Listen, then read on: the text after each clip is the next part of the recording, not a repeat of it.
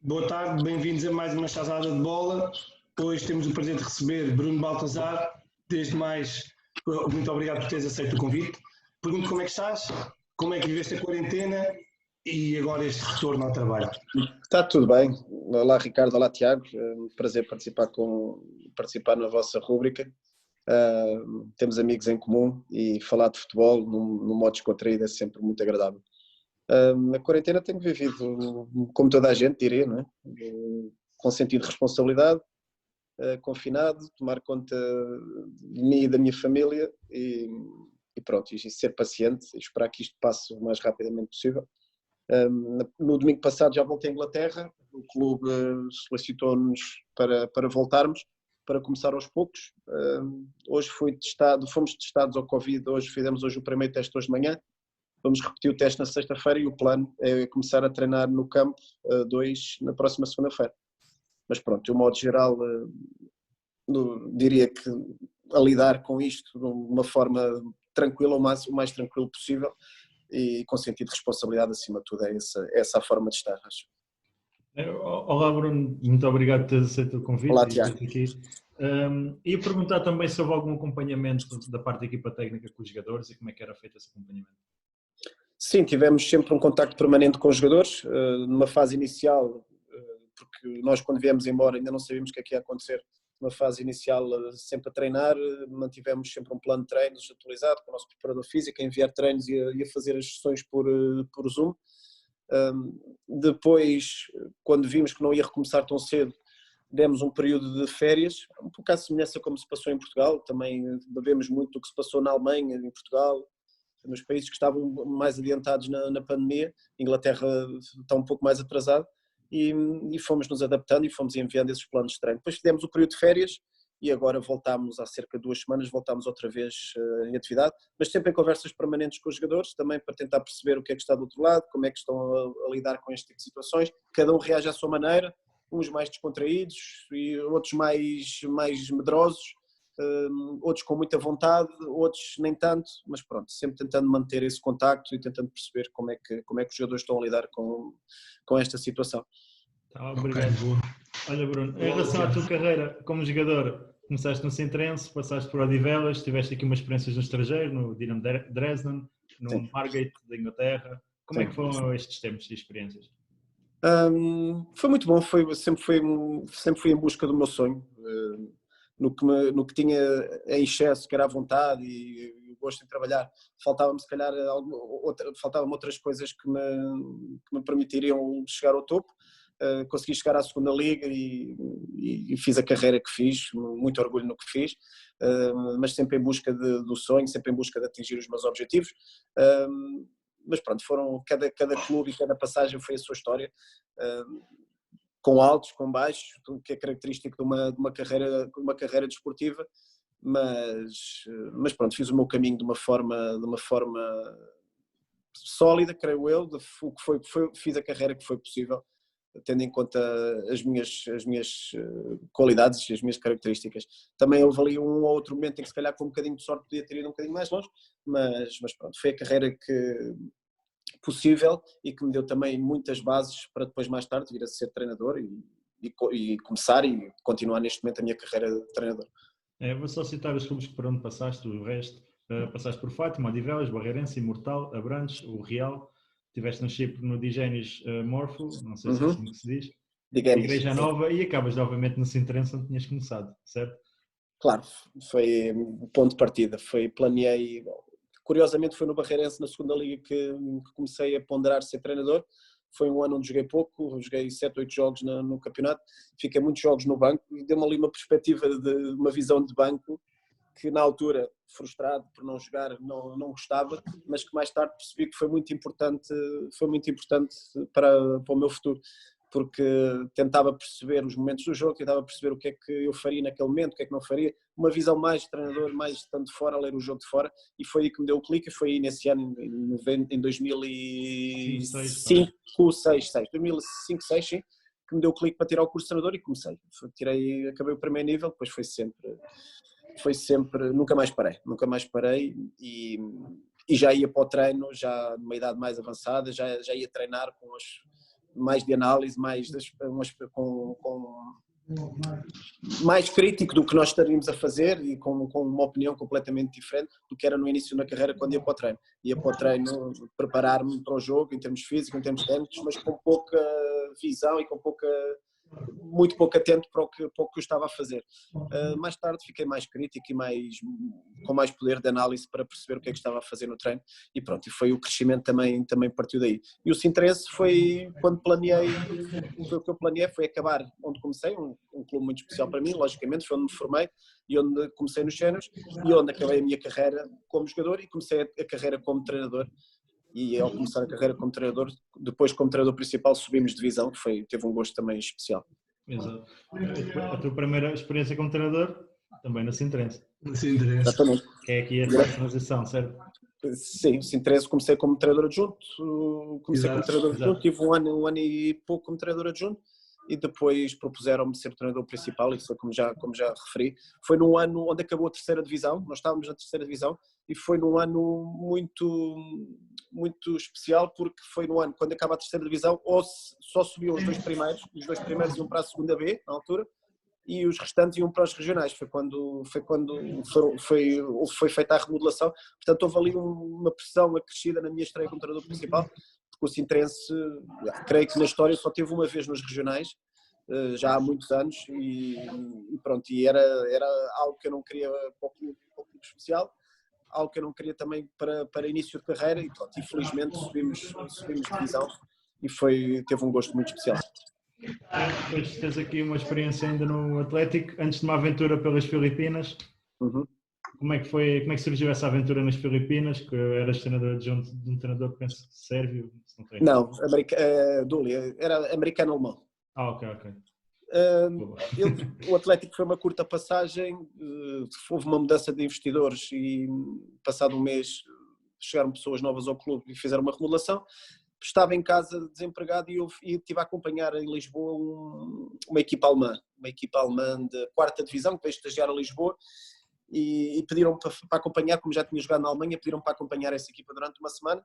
Filo com gosto e pronto, e criei, e nas poucas conversas que tive com o diretor desportivo dessa equipa, que se chama Steven Dooley, ele gostou de me conhecer, gostou das minhas ideias e curiosamente era o irmão do novo treinador das Filipinas, o Thomas Dooley.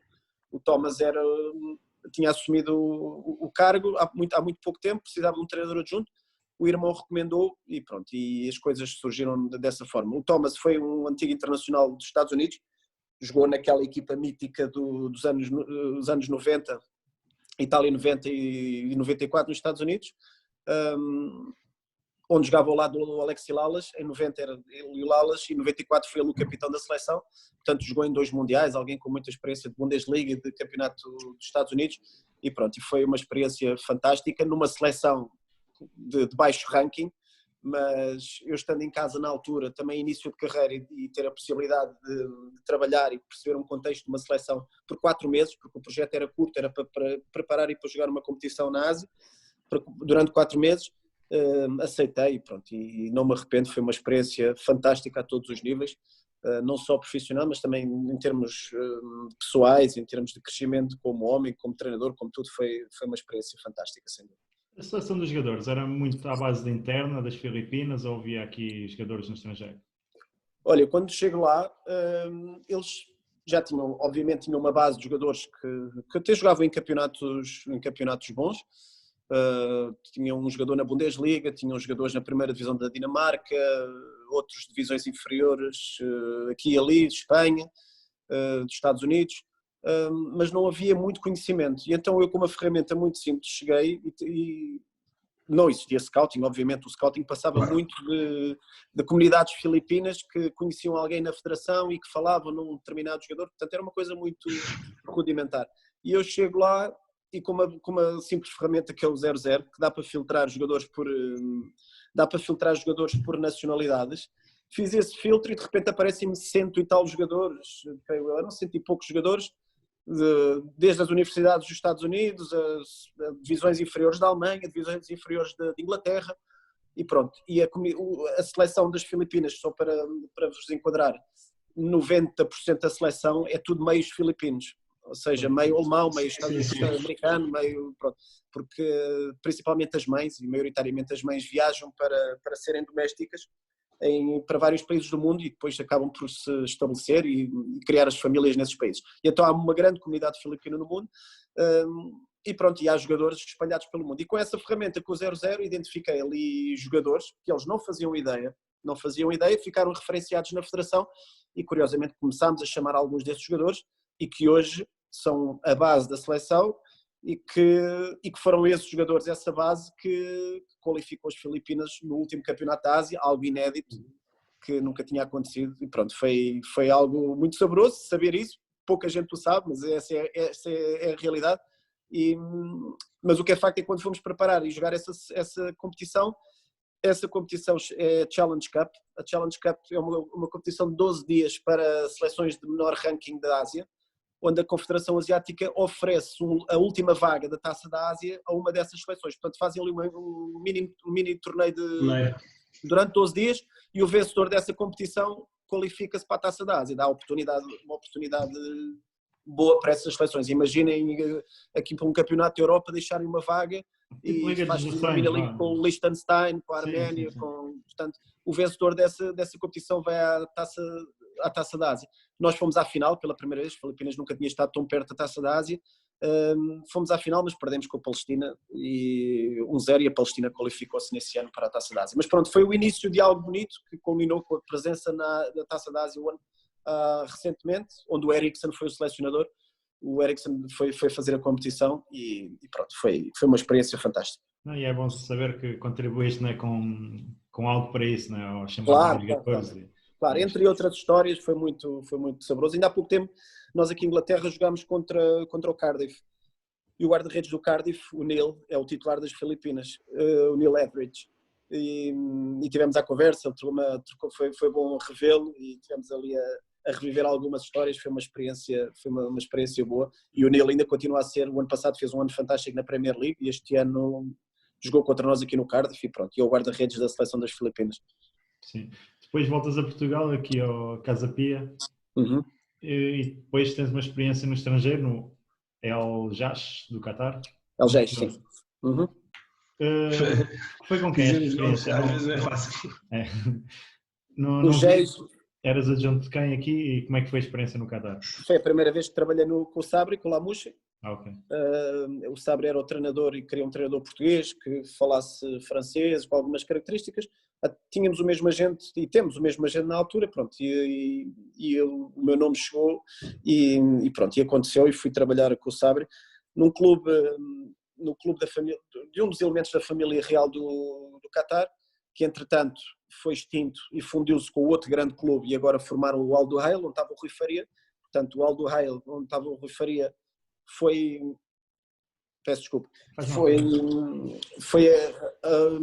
uniram-se esses dois clubes e formaram o Duhail. Foi uma experiência muito boa, um clube com recursos financeiros inacreditáveis, com muito poucas condições de trabalho.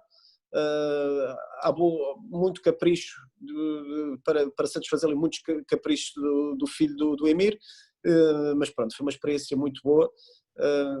Fizemos um segundo lugar no campeonato, ganhamos a Taça do Qatar, fizemos meias finais da Champions League da Ásia, portanto foi algo de novo também para a minha experiência enquanto treinador, um contexto completamente diferente onde é muito importante ter uma boa capacidade de adaptação ao contexto e pronto, foi uma experiência muito rica, muito boa mesmo também. A nível do contexto, as dificuldades culturais se calhar de empenho dos jogadores, porque há muitos jogadores que se calhar têm tudo lá, ou seja, se calhar não há aquele esforço, tudo em termos financeiros, né? Não há aquele esforço para trabalhar mais um bocadinho. Sem dúvida. Como é que, se calhar também a questão da religião, os horários, já tenho ouvido bastante gente a queixar-se a dizer essas dificuldades. Como é que foi essas dificuldades assim que encontraste, se calhar nunca tinhas encontrado até o momento? Acima de tudo tens de ter capacidade de adaptação e capacidade de entender o contexto para onde vais. E se vais com uma mentalidade de Europa, de super profissional, de respeito de horários, respeito disto e daquilo, não dura as 2 semanas. Portanto, há que tolerar, há que entender, há que perceber. Obviamente tem que existir regras, obviamente numa micro-sociedade que é uma equipa, tem que existir todo um conjunto de normas que devem ser seguidas, mas tens acima de tudo perceber onde estás inserido. E sem dúvida que a religião é algo intocável, os treinos são marcados mediante o horário das rezas. Se não queres interromper o treino para uma reza, então marcas e estás sempre a mudar a hora do treino. Portanto, isso é algo, só para vocês perceberem, ao intervalo, por exemplo, quando bateu-me em 2, 3 jogos, bateu ali a reza a hora no intervalo. E tu queres dar ali umas instruções aos jogadores, não tens a mínima hipótese, porque eles entram no balneário, é só para pegar no tapete, para se lavarem e para irem para a reza todos juntos, as duas equipas, os árbitros, portanto está toda a gente junta. Portanto é o tempo da reza, é o tempo do intervalo, mal acabam a reza, vêm cá dentro, molham a boca e entram lá para dentro, portanto não tens tempo para dizer nada. Tens que te adaptar, tens que aceitar a situação. Relativamente aos horários também, entender que é uma sociedade que vive à noite, devido ao calor, devido às tradições, vive à noite. Portanto, se vais da Europa e queres marcar treinos de manhã, é um grande erro que tu fazes no mundo árabe, queres treinar, se queres marcar treinos de manhã, porque na nossa teoria, e faz toda a lógica, de manhã fisicamente e mentalmente estamos mais frescos, mas um árabe não está. Um árabe fica a noite toda até às 3, 4 da manhã, 5 da manhã, portanto, naturalmente de manhã não tem a mínima hipótese de estar fresco. Portanto, é este tipo de coisas, de situações que rapidamente perceber, rapidamente adaptar, entre outras, logicamente. Mas não só no mundo árabe, há países mais desafiantes do que outros. Em Inglaterra é preciso também adaptar-se à mentalidade, à forma de trabalhar, e do que gostam, do que não gostam, como em todos os contextos existe a necessidade de adaptação, mas acima de tudo a necessidade de entender e de perceber onde é que nós estamos inseridos, e depois obviamente com a nossa forma de trabalhar e de pensar temos que encaixar as peças todas para que aquilo resulte e para que ande toda a gente no mesmo sentido.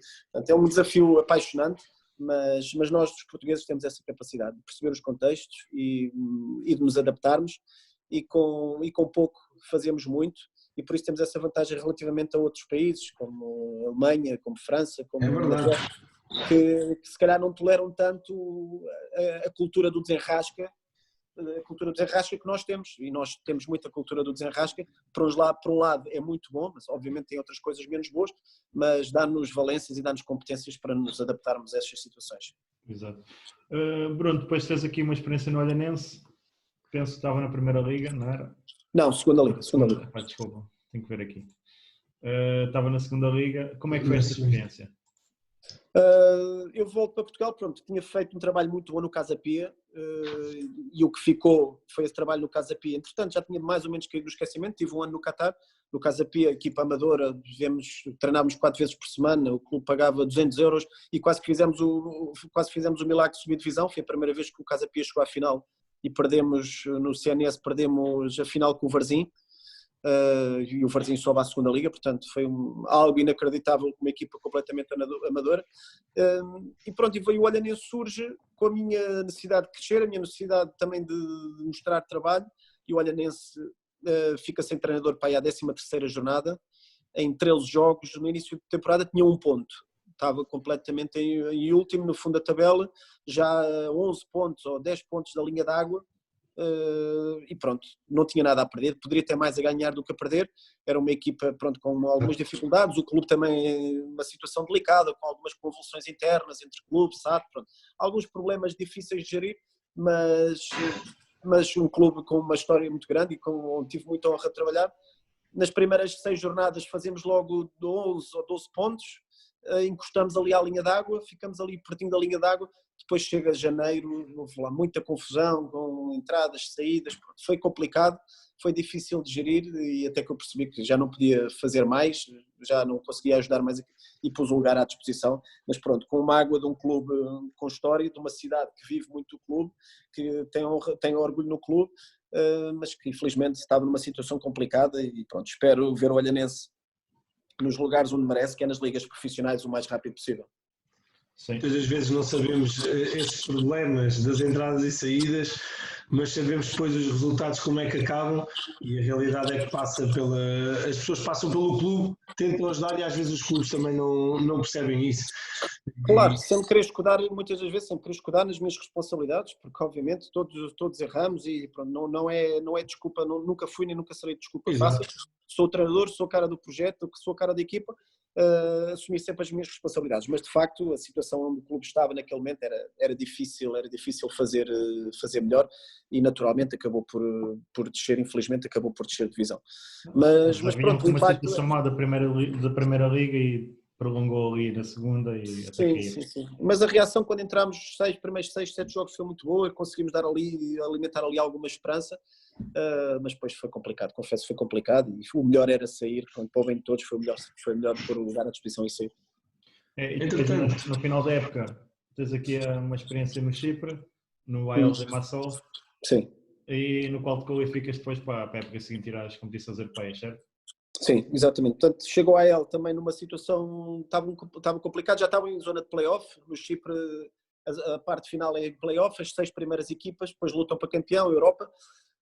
O AEL estava em sexto, foi quando o Marco foi meu jogador também, o Marco Soares, o Marco Airosa, pronto, temos ali alguns jogadores portugueses, mas o clube estava já pronto para acabar a época, já sempre com poucos objetivos, mas eu vi ali potencial e que seria possível fazer algo mais e pronto, conseguimos nos unir e conseguimos... para os 7, 8 jogos que faltavam até ao final, conseguimos reagir, fizemos ali pontos importantes, porque é só derbys, é só jogos entre as melhores equipas do campeonato, um campeonato que ainda é uma segunda divisão da Europa, mas tem qualidade e é muito competitivo, muito difícil, e a reação foi boa e conseguimos qualificar em 4º lugar para a Liga Europa, algo que já não aconteceu a AEL há alguns anos, há uns 5 ou 6 anos que a AEL já não se qualificava para a Europa, e foi muito bom. Uma massa adepta inacreditável, uma cidade muito boa para viver, mas com os adeptos muito fervorosos, muito apaixonados. De facto, é um clube muito especial para mim. Essa reação foi muito boa e pronto, e jogámos depois a Europa. A minha primeira experiência em competições europeias também foi muito boa. É sempre importante. Diz isto já. Ia-te perguntar, Bruno, por exemplo, o modelo cipriota, como referiste, penso que são 12 equipas, no qual quebra ao meio, 6 lutam para o campeonato, depois 2 voltas e as outras 6 lutam para ver quem é. Sim, exatamente. Achas que esse modelo, por exemplo, em competições no qual tem menos equipas, se é mais competitivo? Porque lá está, na fase das decisões final, vai ver só as equipas melhores da tabela jogar umas que as outras. É um pau dos bicos. A parte final do grupo que luta para campeão, luta para a Europa é fantástico. É só grandes jogos. A Bélgica é um pouco, creio que segue esse modelo. Mas a outra, pronto, é mais complicado, porque há ali equipas que já estão confortáveis na tabela, se não se qualificam para os 6 primeiros, há ali equipas que não estão a jogar para nada, completamente para nada, como só descem 2, portanto as outras 2, 3 equipas não jogam absolutamente para nada e os jogos perdem o interesse por completo. Portanto, é um pau dos bicos. Ia fazer essa pergunta mesmo de seguida. Não transportando para cá esse exemplo para a Primeira Liga, mas sim para a segunda, fazer entre os que sobem e os últimos da Primeira que descem, não seria também muito bom ou pelo menos mais saudável à nossa competição cá em Portugal? Eu diria, dar uma hipótese a mais uma equipa da Primeira Liga, da Segunda Liga de subir, eu diria antes, as mesmas subidas automáticas e descidas, os 2 últimos, e o terceiro classificado da Segunda Liga e o antepenúltimo da Primeira Liga fazerem ali um play-off, acho que poderia ser interessante também. Poderia aumentar a competitividade. Exato. Dar uma hipótese.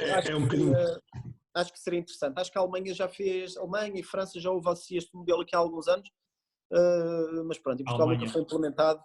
Sim, nunca foi implementado, mas poderia ser interessante, sem dúvida. O terceiro classificado dar essa hipótese. Eu prefiro, sinceramente, na minha escolha, o modelo, por exemplo, que a Inglaterra tem, do play-off, porque são 4 lugares e lá está, dás oportunidade, se calhar, a 6, 7 equipas, até ao fim, lutarem por esses lugares.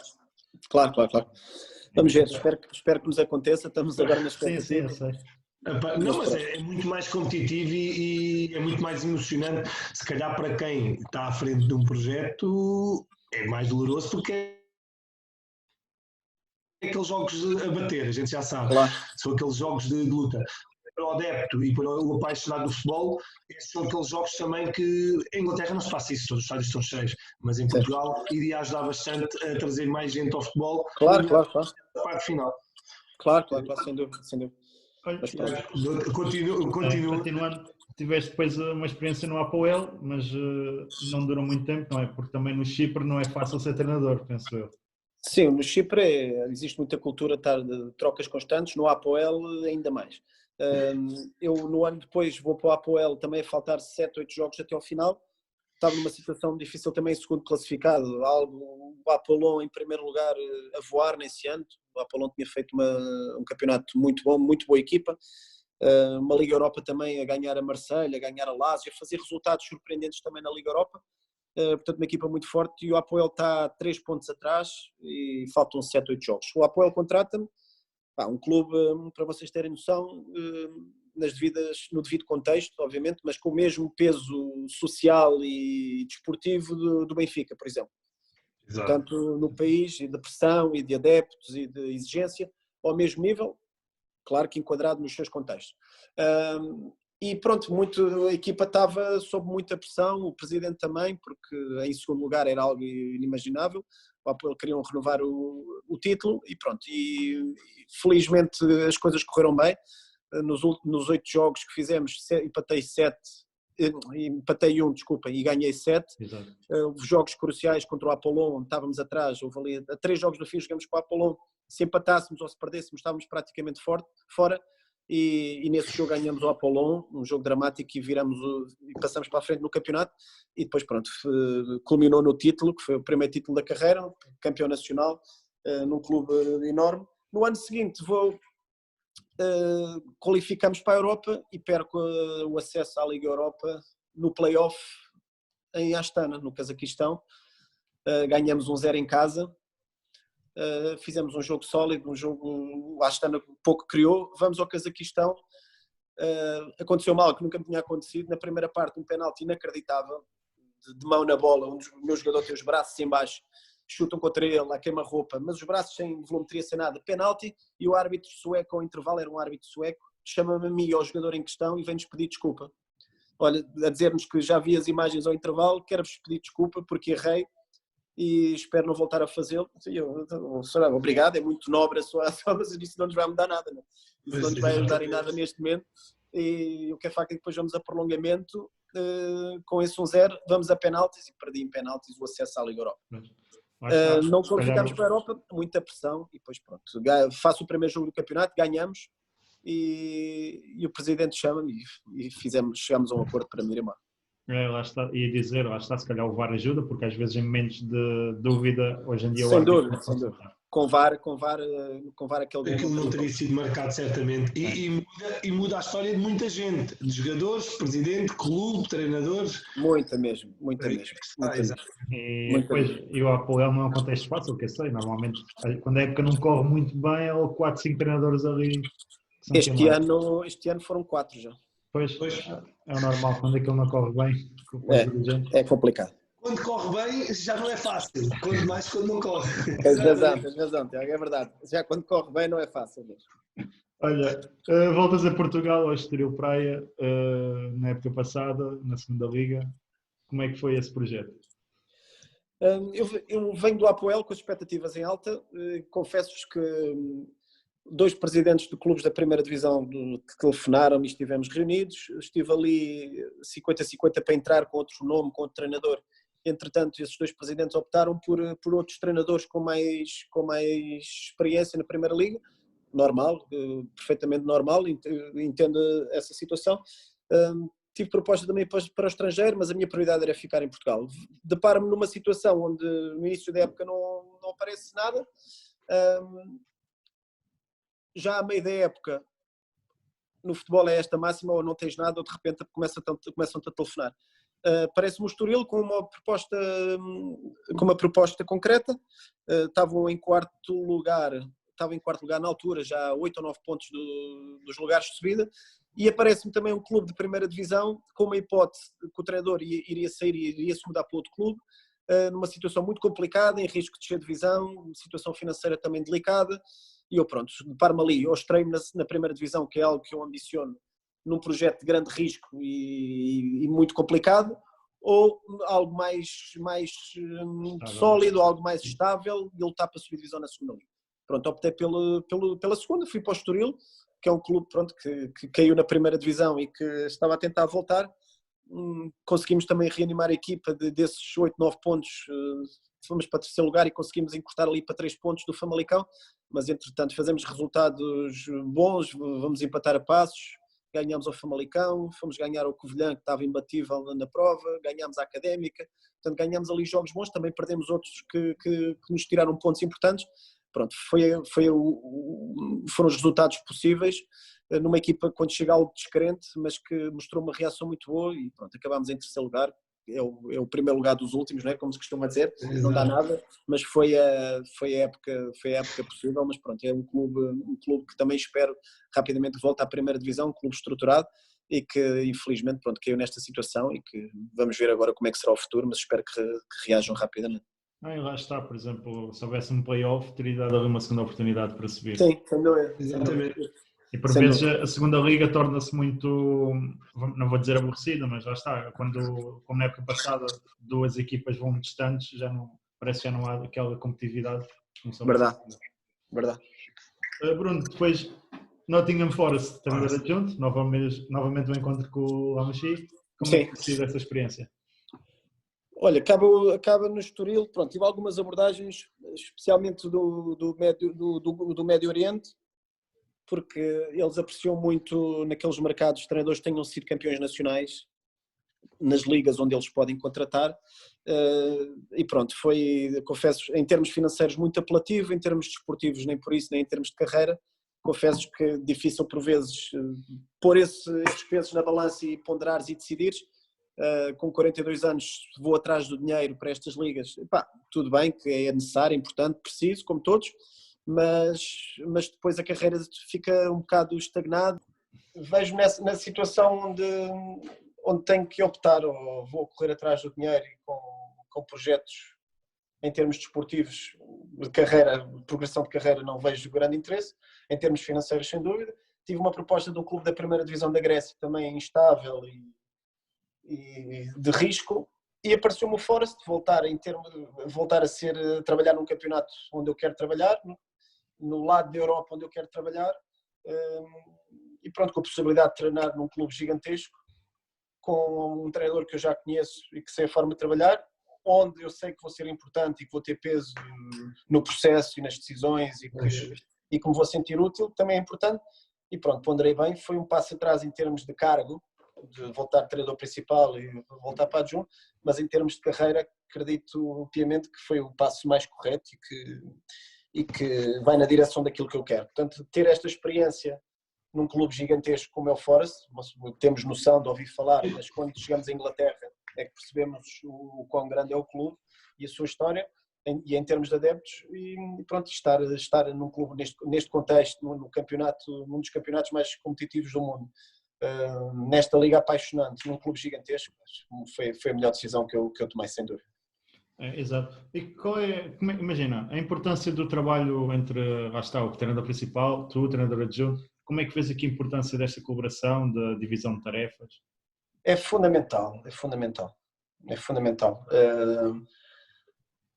Apesar das divergências de ideias que existem muitas vezes, apesar das diferenças metodológicas que existem e que temos, o Sabri é de uma escola francesa, mas com muita influência italiana, porque ele jogou 10 anos em Itália em vários clubes, muito mais de fechar atrás, de marcha atrás, de contenção. Eu, de outra forma de trabalhar e de pensar o jogo mais para a frente, mais, obviamente, calculado, não é? Com risco calculado, mas muito mais atacante, muito mais ofensivo.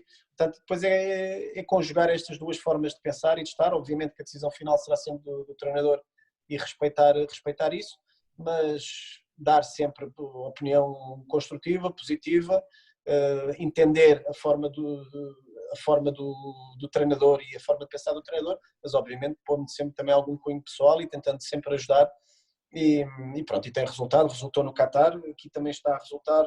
O Forest já há mais de 10 anos que não estava em lugares de play-off, se acabamos só em lugar de play-off já seria algo fantástico, já está há muitos anos que não está na Premier League, portanto vamos ver como é que acaba, mas as coisas têm resultado, mas é um trabalho desafiante, nem tudo é um mar de rosas, existem altos, existem baixos, e apesar das diferenças, o que interessa é a equipa e vencermos todos. Ia-te perguntar se, para ti, se é bom haver, por exemplo, lá está, uma diferença muito grande de pensamento para termos muitas visões nesta equipa técnica, ou estar mais em sintonia? Eu acho que o problema não está nas diferenças e medir a diferença e medir a distância entre as diferenças.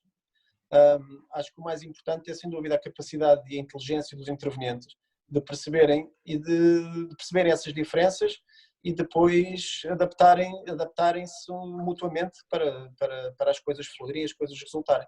Portanto, mais do que essas diferenças é a capacidade de cada um de trabalhar e de perceber e de juntar as peças todas, por mais diferentes que essas peças sejam, tentar construir algo comum. Acho que isso é o mais importante. Perguntava como é que é, ou seja, se calhar no Qatar, no Médio Oriente é talvez, se calhar, um pouco fora de exemplo, mas aqui em Portugal, mesmo nas ligas mais baixas, como é que é chegar a uma equipa e implementar um modelo de jogo?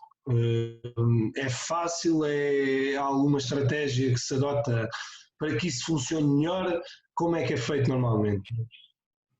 Lá está, mais uma vez, a capacidade de análise e a capacidade de adaptação, que é muito importante perceber em todos os contextos.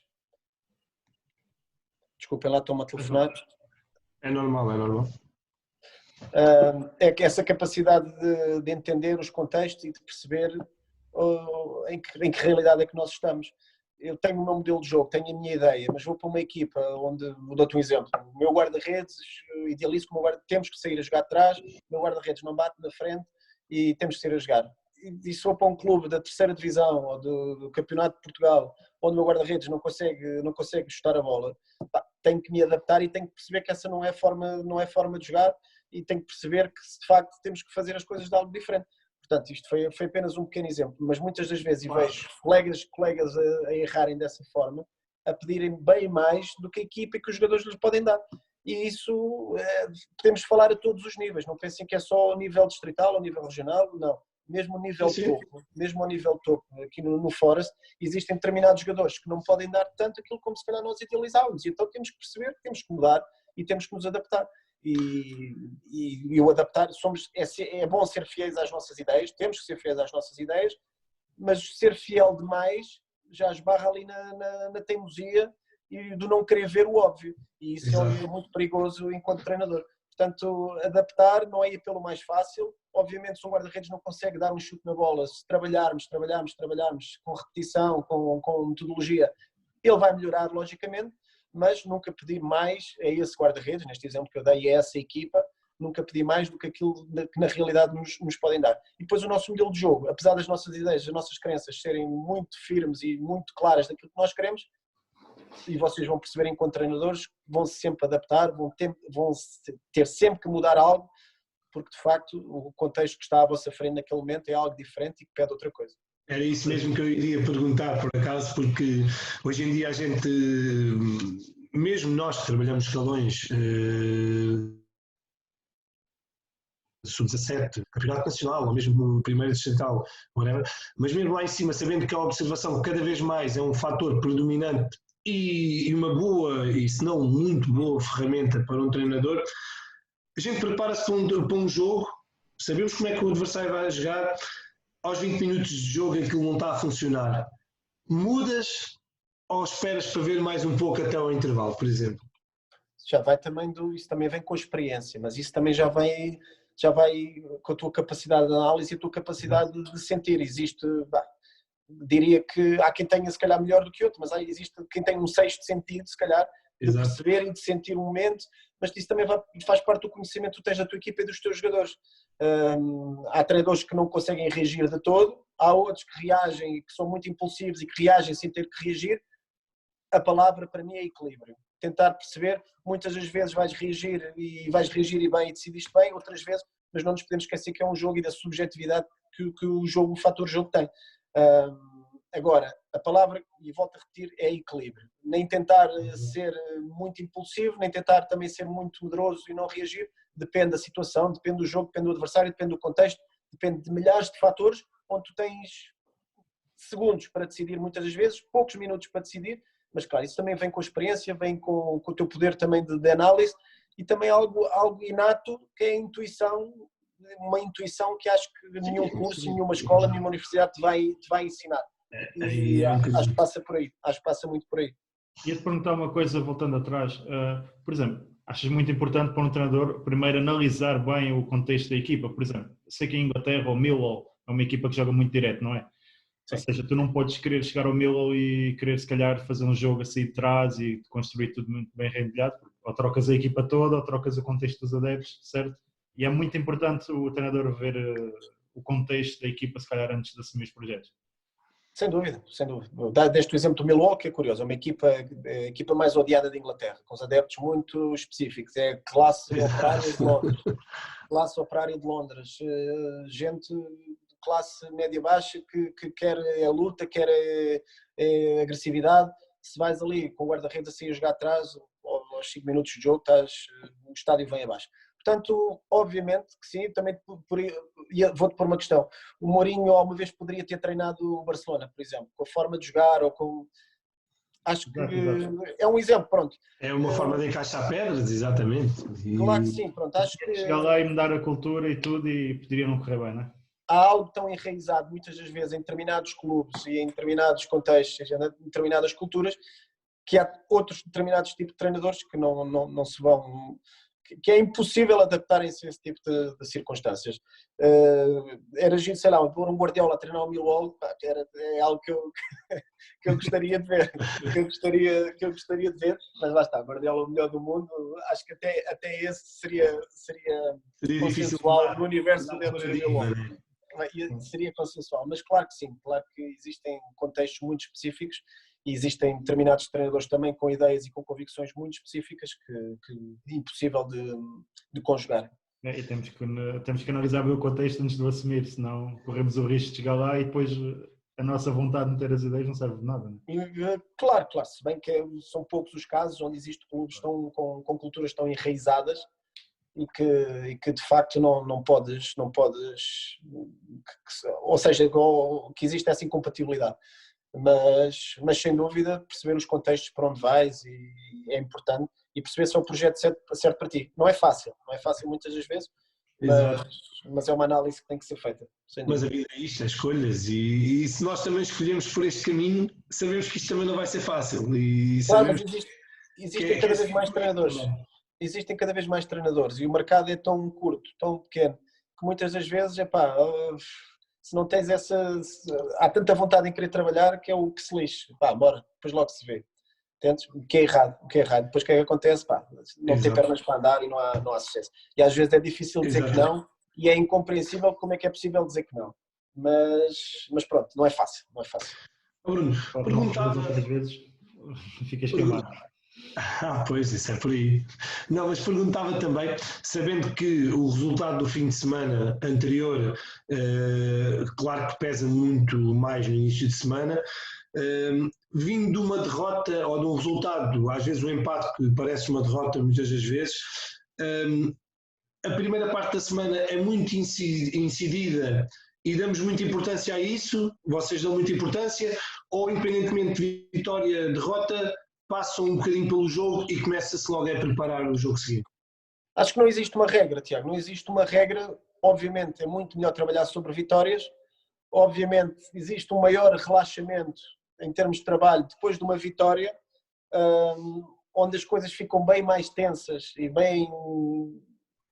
e são diferentes quando existe uma derrota ou um empate que se consagra a derrota. Mas acho que depende do estado de espírito, depende do momento da época, depende como essa derrota é encaixada, depende da exibição. Já houve derrotas, isso é um bocado estúpido dizer, mas já houve derrotas em que as coisas saíram tão bem e contra um adversário tão poderoso, em que não é uma vitória, mas a malta teve bem e foi um jogo conseguido, fomos infelizes aqui e ali. Pronto, depende muito, cada caso é um caso, cada jogo é um jogo, cada jogo com a sua história. Não existe uma regra, acho que não existe regra, as coisas são sentidas e também tens de sentir o grupo e como os jogadores estão a reagir perante essa derrota ou esse resultado positivo ou negativo. Muitas das vezes há vitórias também são perigosas, existe relaxamento, a abordagem já não é a mesma, já não há a mesma seriedade, já vamos para o próximo jogo com outra abordagem. Portanto, é ter essa capacidade de análise também, de equilíbrio, lá está uma palavra que eu gosto muito, de equilíbrio, não só mental, mas de análise, e de perceber em que momento é que estamos, ouvir os teus adjuntos, ouvir mais do que falar e depois no momento certo intervir, quando tens que intervir.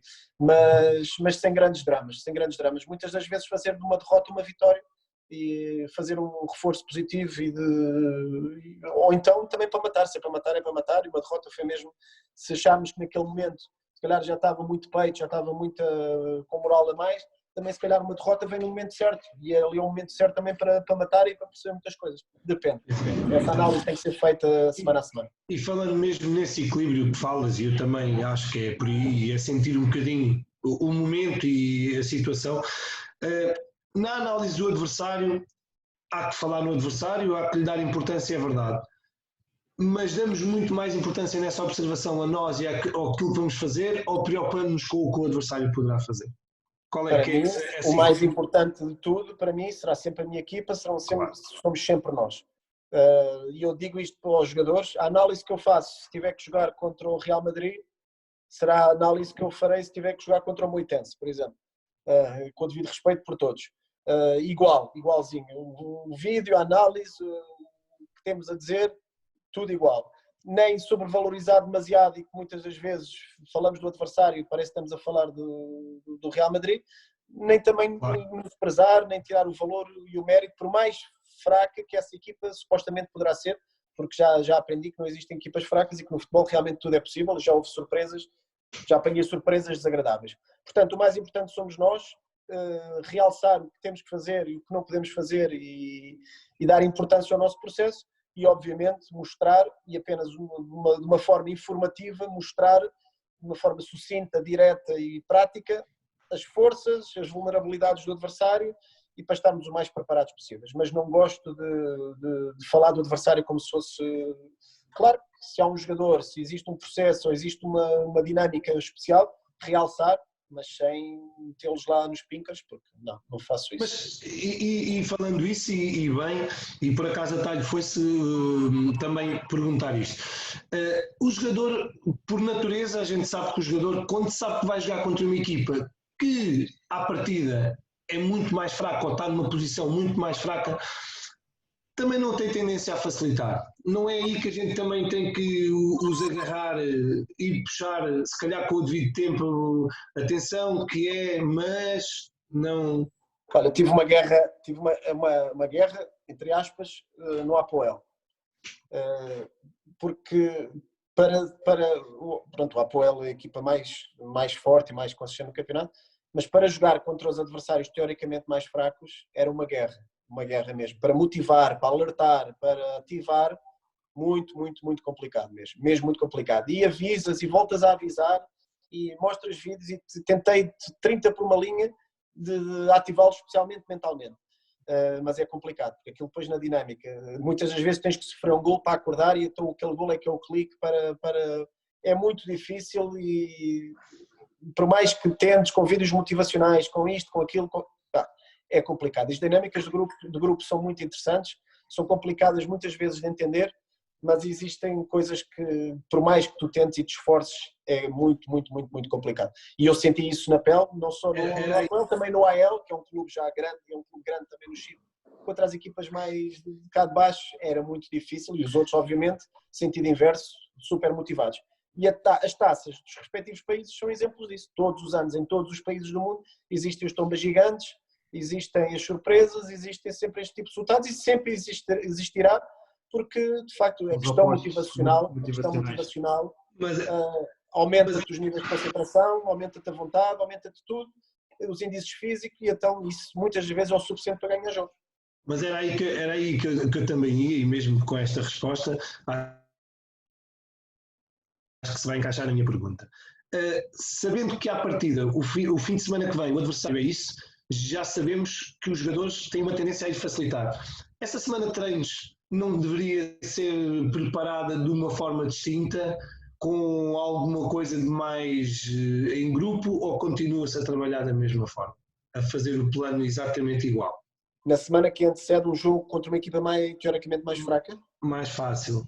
Se deve alterar um pouco a dinâmica dos treinos, a levá-los a essa concentração, treinos de mais concentração, mais metódicos, ou se faz o plano normal de treinos? Isto é uma curiosidade, é uma pergunta que Sim, lá está. sim, sim, estou a perceber. É pertinente a tua pergunta. É algo que, sinceramente, eu nunca mudei. Nunca mudei, nem queria dar esse sinal à equipa que algo está diferente. Também pode ser interpretado, depende também do exemplo concreto. Se me deres um exemplo concreto, se calhar poderia-te responder de outra forma. Exato, mas também depende da reação dos jogadores. Neste caso, não há poema. Então, mas vamos jogar contra uma equipa da segunda divisão para a taça e está a mudar isto tudo porque não sei o quê, está tudo cagado este gajo, não sei o quê. Depois também te pode ir por um lado mais perverso. Lá está, depende do grupo, depende das situações. Eu nunca o fiz, confesso que nunca o fiz. Desculpem, estou-me a ligar. Eu nunca o fiz. Estás à vontade. Mas lá está. Depende das perspectivas. Sempre encarei esses jogos porque estou a dar a mesma importância. Lá está, vou jogar contra o Real Madrid, dou a mesma importância na forma de trabalhar para o meu grupo e para os meus jogadores, estou a enviar a mensagem que nada muda, que é a mesma importância com um jogo contra uma equipa forte. Portanto, existem duas leituras e duas formas, agora qual é que está certa? Depois no fim é quem ganhar e quem perder é o que está certo. Portanto, como se diz, no fim está errado um bocadinho por aí. A forma, claro. como já dizia o grande João Pinto, prognósticos depois no fim do jogo, mas é um bocadinho por aí de perceber nessas semanas e por exemplo no Chipre acontece muito isso, que depois chega ali uma altura que já se joga os jogos mais a sério, mas enquanto é campeonato regular tem-se realmente uma grande decalagem, uma grande distância de adversário. E se nessas semanas, pelo menos ali um treino, se muda, se cria uma condicionante diferente, mesmo mantendo a mesma base de trabalho, se era por aí ou não, era a pergunta. Eu nunca mudei, sinceramente, mas nos jogos ditos grandes, em termos emocionais, é só soltar a bola, soltar os coletes que eles andam. Acho que mais nos estímulos emocionais é que acho que se deve focar mais. Em termos de metodologia de trabalho, sinceramente, eu não mudo e acho que não há necessidade de mudar. Agora, em termos de emocionais, sim, mudar, sim, ter uma abordagem diferente. Acho que vai mais por aí. Por exemplo, nós jogarmos aqui contra o Leeds, não precisas dizer nada. Por exemplo, contra o West Brom não precisas dizer nada. Mas se calhar vais uma quarta-feira à noite a Millwall a chover, ou vais a Cardiff, ou vais ao Swansea ou a Middlesbrough, lá para cima, longe já é diferente, o estímulo já é diferente, o estádio se calhar está vazio, durante a semana não há tantos espectadores, o tempo, isto e aquilo, já tens que andar em cima deles de outra forma, outro tipo de conversa, outro tipo de estímulo, para tentar ativá-los mentalmente. Portanto, acho que parte mais pela uma ativação mental e uma mudança de estímulo mental e psicológico do que propriamente metodológico. Não sei se... Desculpa, Tiago, ia perguntar. Não sei se és adepto de bidiários ou se bidiários é só início da época. Só início de época, sim. Esporadicamente poderás fazer durante a época. Inglaterra é impossível, Inglaterra completamente impossível, bidiários.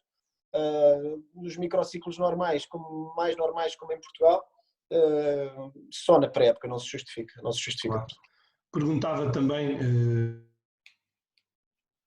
Depois passa a bola ao Tiago. Sabendo cada vez mais a importância das bolas paradas, dás um treino quase para isso? Ou qual é o tempo que dedicas no plano semanal para as bolas paradas? Eu, como treinador, partes de treino em duas unidades de treino, normalmente partes finais do treino. Diria, sei lá, jogo domingo, sexta e sábado, máximo 3 dias, mas pequenos blocos, onde podes introduzir num jogo, o jogo pode começar com uma bola parada ou algo específico para o jogo um dia antes. Aqui com o Sabri, sou eu responsável pelos cantos. Olha, uma equipa, o ano passado, na temporada toda, fizeram 3 gols de bola parada, foi uns números horríveis o ano passado. Este ano trabalhámos especificamente uma parte de uma unidade de treino, normalmente a última antes do jogo fazemos algo específico para o jogo. Estamos com bons números de bolas paradas, levamos 12 ou 13 golos de bola parada este ano, que é muito importante neste campeonato. Mas pronto, aqui é um pouco diferente, só numa unidade de treino, uma parte de uma unidade de treino, cerca de 10, 15 minutos e pronto, para preparar algo específico para aquele adversário. Cada adversário é analisado e onde identifico as fragilidades e onde tentamos explorar e criar dinâmicas para expor mais essas debilidades e tentar explorar esses espaços onde o adversário é mais vulnerável. Tiago, passo da bola. Brincadeira. Acredito que se estivesses a treinar no Millwall, terias que passar mais tempo a dedicar às bolas paradas. Esquece. O Millwall é direto, um ponta de lança de 2 metros, forte, pentear e vem uma segunda parte. Bater e encostar para trás, exatamente. Se acompanhares um bocadinho o Millwall tem um jogador muito interessante, que é o Jeff Wallace, que é um extremo avançado, faz muitos golos, é muito bom jogador, algo diferente para aquela equipa, mas tem muita qualidade. É um jogador que eu gosto muito deste campeonato. Ia-te perguntar aqui, por exemplo, começando o projeto de início, na pré-época, se achas importante, por exemplo, um treinador ser um treinador-manager que escolhe os jogadores para o seu projeto e consegue controlar ali a maioria das coisas? Ou se achas que basta apenas a direção trazer os jogadores que tu... Obviamente, se tu tens o teu modelo de jogo, se tens a possibilidade para escolher e de trazer jogadores que se enquadrem perfeitamente no teu modelo de jogo, obviamente que esse é o cenário perfeito. Temos que perceber que os tempos estão diferentes. Essa ideia do manager à moda inglesa está a acabar mesmo aqui. O futebol está cada vez mais comercial, com muito mais interesses económicos, e os treinadores também têm que perceber que esses tempos vão acabar, ou estão a acabar, e onde os dirigentes tens isto e destes ovos faz omeletes. Portanto, vai ser mais isso. Não é o ideal, nós enquanto treinadores queremos escolher ou alguém com quem já tínhamos trabalhado, ou tem determinadas características, ou alguém que tem determinados atributos técnicos que se enquadram na nossa equipa. Obviamente que isso era o cenário perfeito, mas sendo politicamente correto, ali um meio termo, onde uma direção e um treinador tenham a capacidade de se encaixar, onde seja feito um trabalho em conjunto. Acho que se conseguíssemos isso, em classe de treinadores conseguíssemos esse equilíbrio, já seria bom. Agora o treinador do quero, posso e mando, são raros os casos e cada vez vão escassear mais esse tipo de casos, mas pronto, temos que perceber que o futebol evolui noutra direção. Já tem uma instituição que ele é que mandava em tudo, né? E já não dá. Claro. Portanto, os treinadores dessa geração, aqui em Inglaterra também já estão todos a acabar. Existe aqui na Inglaterra, por exemplo, que ainda é o manager, que é da nova geração, mas que ainda é um manager e que ele tem muito peso em tudo o que é contratações, que é o Eddie Howe do Bournemouth. É um treinador de nova geração, mas que tem muito peso também. Ainda existe essa mentalidade e essa cultura aqui em Inglaterra, mas no resto da Europa está a desaparecer. Já existem os departamentos de scouting, existem os diretores desportivos, já existem novos cargos que não existiam antigamente. Portanto, naturalmente o futebol está a evoluir noutra direção e nós, como treinadores, temos que ter essa capacidade de nos adaptarmos. Exatamente. Desculpem lá. Ricardo, tens mais alguma pergunta para fazer ao Bruno? Eu tenho tantas perguntas, sabendo que ele está neste momento com um treinador que puxa um bocadinho mais para trás, se ele às vezes apetece ao pé do treinador e dizer: Mister, a gente pode explorar ali o lateral esquerdo deles, vamos empurrar-nos por ali, como é que a gente faz isso? Sim. Constantemente. Durante o jogo. Pronto, também está para perceber. Isso é saudável. E já agora saber. Temos que perceber o treinador com quem trabalhamos, não é? Claro. Tenho uma relação com o Sabri já de algum tempo, portanto também sei que tipo de abordagem posso ter com o Sabri. Obviamente a decisão será sempre dele afinal, mas digo-lhe as coisas como eu sinto naquele momento, principalmente no jogo. E obviamente 4 olhos, ou 6 ou 8 olhos é bem melhor do que 2. Eu sou a pessoa que está ali junto a ele no banco e estamos sempre em comunicação, mas obviamente que lhe digo e que como sinto, e depois no final a decisão é ele. Fico feliz porque o Sabri é uma pessoa que me ouve-me bastante, e isso também me deixa contente, deixa-me realizar também enquanto treinador e enquanto profissional. Mas pronto, é isso, o trabalho de uma equipa é esse, também já houve coisas que eu lhe disse e que ele não aceitou e que no final estavam corretas e ainda bem que não aceitou, normal, perfeitamente normal, claro. Mas tento sempre ser equilibrado e na análise e no momento, porque o treinador é isso, é naquele momento de stress e de emoções e de ter a capacidade de decidir e decidir bem em pouco tempo. E pronto, essa é a nossa função. Já agora mais uma curiosidade, qual o modelo de construção preferido, o teu preferido? Ou O meu preferido? três, Eu sou três, já usei muito hoje a palavra equilíbrio.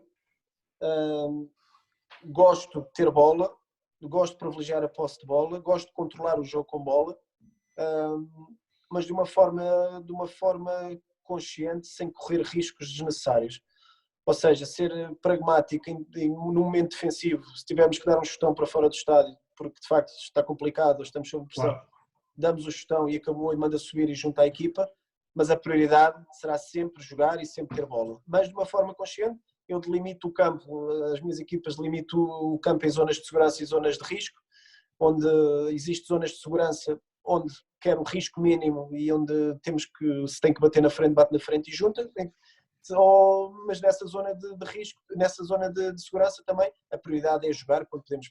Obviamente que não precisamos de ter um jogador a 20 metros para jogar, não, muitas vezes sob pressão, ter capacidade de ter bola, ter capacidade de decidir sob pressão, mas sem correr riscos desnecessários. É essa a forma que eu idealizo, equipas organizadas, compactas, com capacidade. O Apoel deu-me Eu, como sempre, treinei equipas em situações difíceis e jogava muitas das vezes no risco, de estar fechadinhas, muita velocidade a sair para contra-atacar.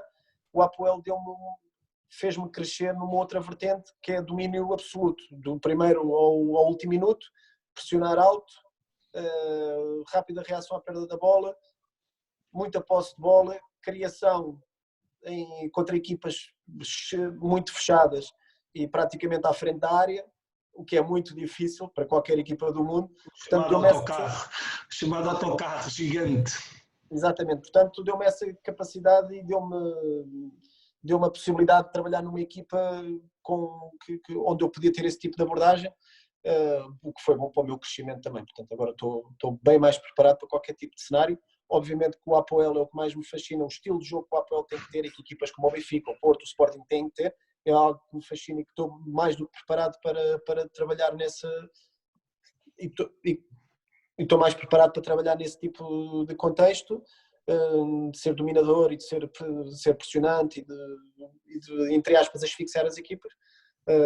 Mas pronto, lá está, é perceber onde é que estamos, perceber que jogadores temos, contextos, Exato. Momentos do jogo. O Apoel também obviamente fui jogar, por exemplo, a Beersheba, o campeão de Israel, obviamente em Beersheba, obviamente não fui pressionar alto, obviamente não fui de peito feito, fizemos um jogo calculista, estamos a ganhar 2-0 no intervalo, depois empatámos 2-2 no final, mas levámos o jogo para Nicósia e ganhámos e eliminámos o Beersheba, mas obviamente que a abordagem não podia ser a mesma e a capacidade de adaptação que eu tanto falo, tivemos que nos adaptar, logicamente.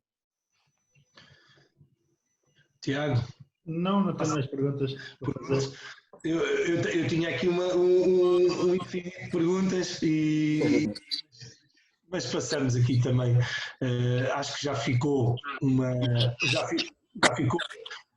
excelente ideia e que a gente pode absorver e, como se costuma dizer, beber também bastante nesta fase ainda precoce nossa.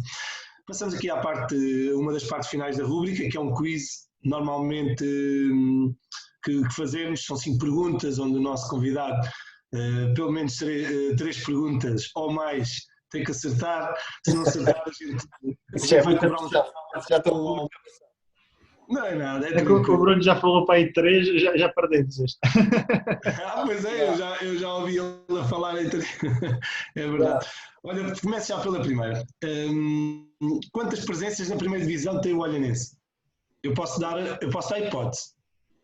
Então, podes, diz lá. 12, 16, 20 ou 24? O Olhanense ganhou o antigo campeonato de Portugal há muitos anos, nos anos 20, que entretanto se tornou na Taça de Portugal. Diria... Diz-me as hipóteses. Quantas presenças? 12, 16, 20 ou 24 vezes?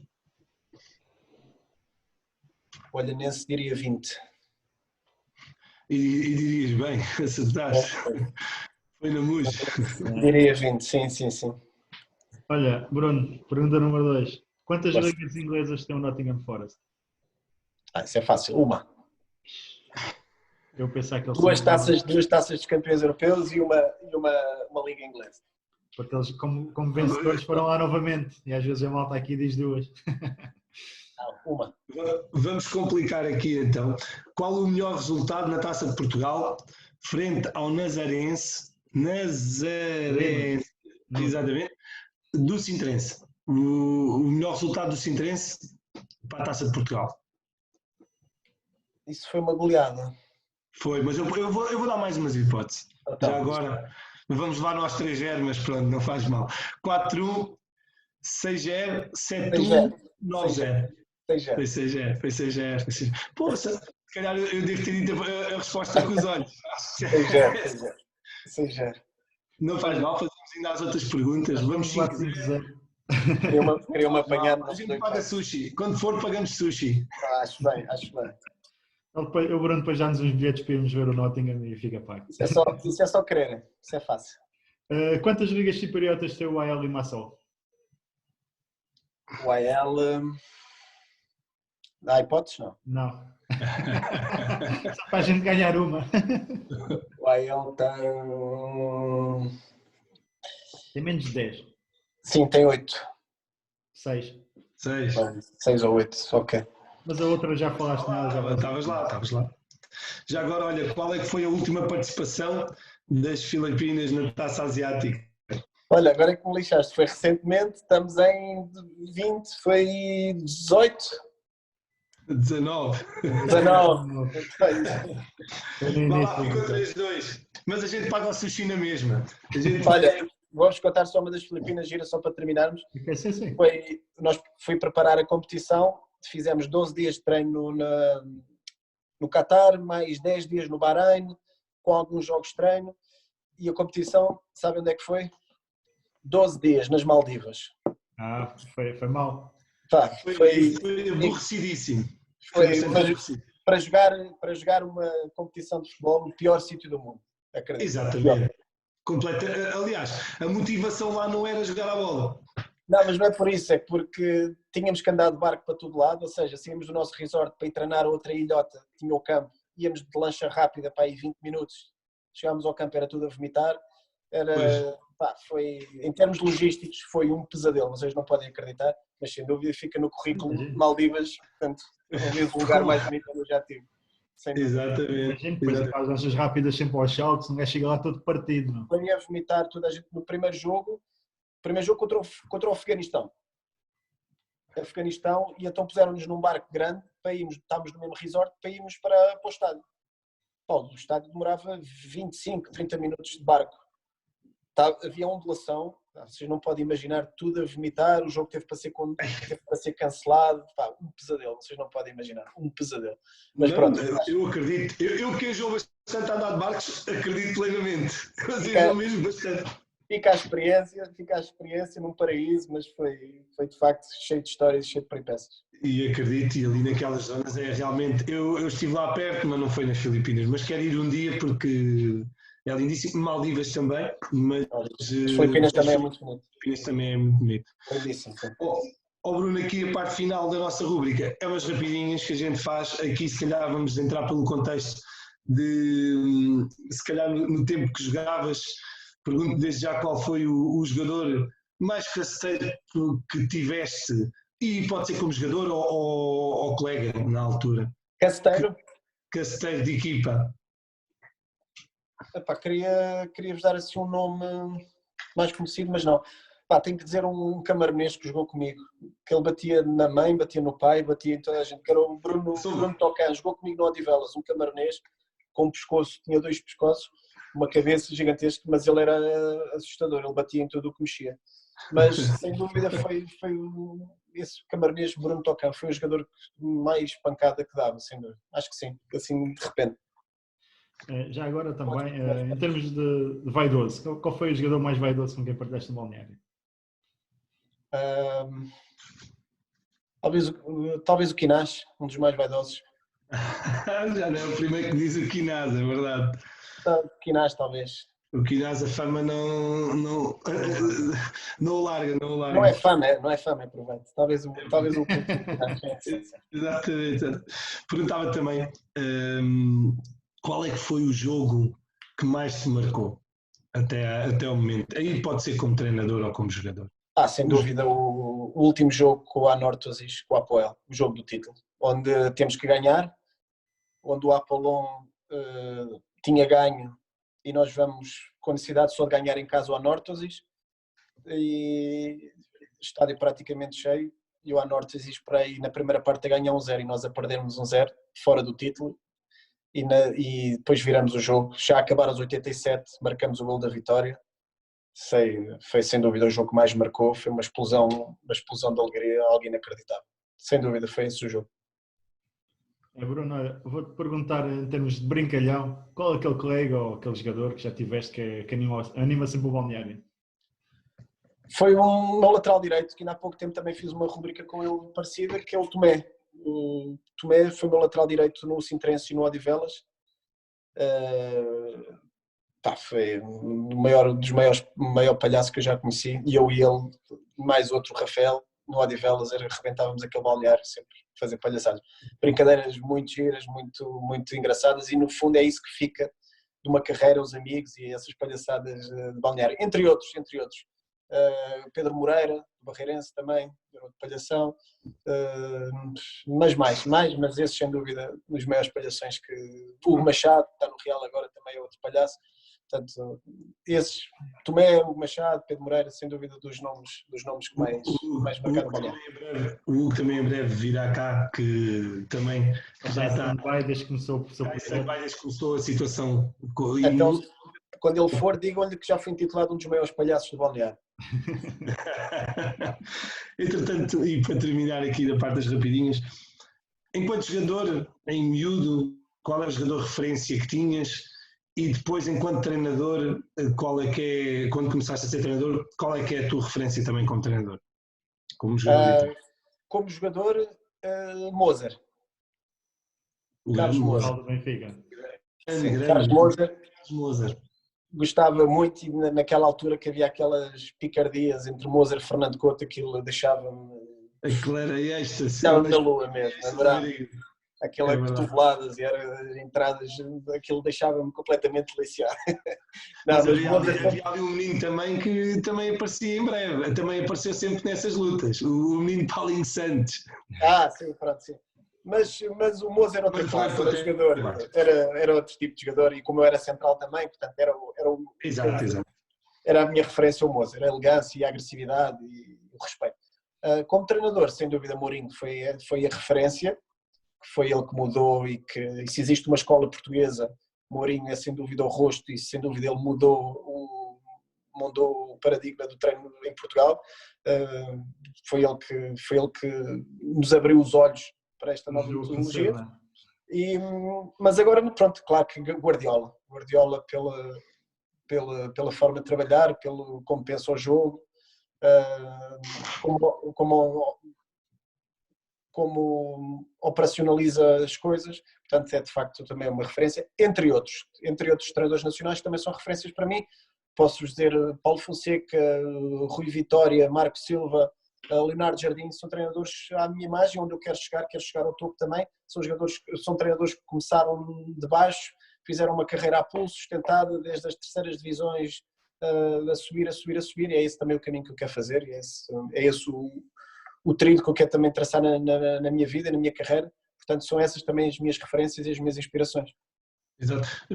Falaste bem no Mourinho, porque acho que se hoje em dia os treinadores portugueses também são bastante reconhecidos no estrangeiro, não só pelo mérito, mas pelas portas todas que o Mourinho nos abriu ao mundo.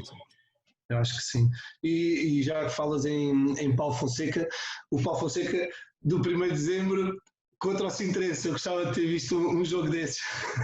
Eu não estava lá na altura, mas sim, o Paulo treinou o 1º de dezembro, uma carreira formidável, de alguém humilde, de alguém trabalhador, de alguém que tem muita qualidade, e é sem dúvida uma das referências. O Paulo é sem dúvida uma das referências dos treinadores portugueses. Olha, Bruno, eu agradeço-te bastante por teres vindo à nossa rubrica, foi espetacular. Obrigado por tudo que nos tiveste contar aqui sem filtros, a nós e a quem nos vai ouvir certamente, acho que vai também beber e absorver muita informação útil para quem está lá nos primeiros passos, para quem já está uns passos mais à frente. É sempre bom ouvir e partilhar ideias com quem tem muita experiência. passo aqui a bola ao Tiago para o último desafio, que é a última parte da rúbrica, e foi espetacular este momento. Passámos Okay. aqui. Obrigado, foi um prazer também participar e admiro também a vossa vontade e também ter este tipo de iniciativas é sempre bom. Falar sem complexo e de uma forma aberta de futebol é sempre bom. Exato. E então, qual é esse desafio? Manda ver. Queria te agradecer também por teres aceito o nosso convite e por vir aqui. E espero que um dia chegues ao patamar de um dos nossos treinadores portugueses, que é para eu te cravar bilhetes, que está sempre jeito. Vais ver, então, Eu cravo estágios. O Tiago quer bilhetes, eu cravo estágios. Eu quero aprender. E acho de quem pode trazer melhor tranquilo. Os estágios já estão garantidos. Tranquilo.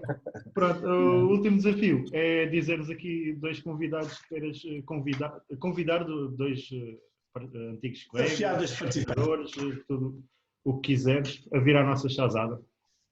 Não pensei nisso, mas... O Ricardo fez mal o trabalho de casa. Não avisou, mas com tanta coisa hoje que se passou hoje, não me... Olha, dir-vos-ia, o nosso scout aqui no Forest, que é um antigo jogador do Sporting, foi capitão da equipa dos juniores do Sporting, de Ricardo Quaresma, entre outros, que é o Carlos Marques, que fez carreira no Chipre. Sim, sim. Fez carreira no Chipre como jogador e que neste momento está aqui no Forest como scout. Eu conheço. Esse é o Carlos Marques e tenho que dizer mais um nome. Então depois, quando quiser... Fica assim. Fica assim. Está bem. Digo depois o nome. Carlos Marques, vou falar com ele, está cá comigo.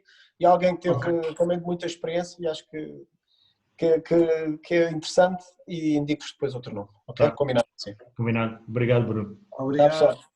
Tá, tudo bom para vocês, um abraço grande e cuidem-se, tá? Tá, obrigado. Ele já